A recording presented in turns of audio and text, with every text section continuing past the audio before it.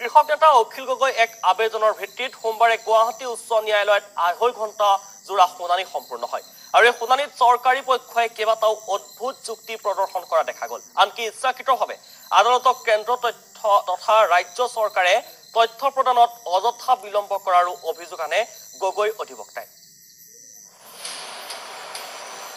Zero tolerance হয়,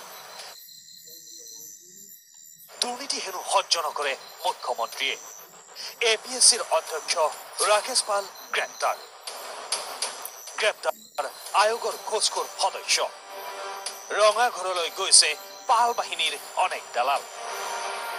সাহসী চৰকাৰ ভেটি দি চাকৰি লোৱা ২৫ জনকৈ ACS APS বিষয়াৰ গৰু ছাগলী চোৰৰ দৰে অৱস্থা।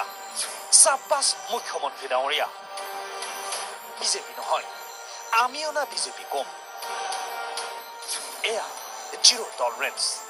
পিছে এই জিৰো টলাৰেন্সৰ নগ্ন স্বৰূপ উন্মোচিত হল মহামান্য আদালতত। সোমবাৰে অখিল গগৈৰ এক আবেদনৰ ভিত্তিত গুৱাহাটী উচ্চ ন্যায়ালয়ৰ মজিয়াত ২.৫ ঘণ্টীয়া শুনানি। এই শুনানি NSAৰ নামত অখিল গগৈৰ ওপৰত জাপি দিয়া অন্যতম গোচৰ হল APSCৰ বিৰুদ্ধে অখিলৰ প্ৰতিবাদ। ২০১৫ চনত আয়োগৰ সন্মুখত অখিলৰ প্ৰতিবাদ। লেঠা ইয়াতে। দেশ কপোৱা APSC কেলেংকাৰীক লৈ অনশনত বহিছিল কৃষক নেতাজন। ৰাকেশ পালক গ্ৰেপ্তাৰ কৰক, APSC দুৰ্নীতিৰ তদন্ত কৰক।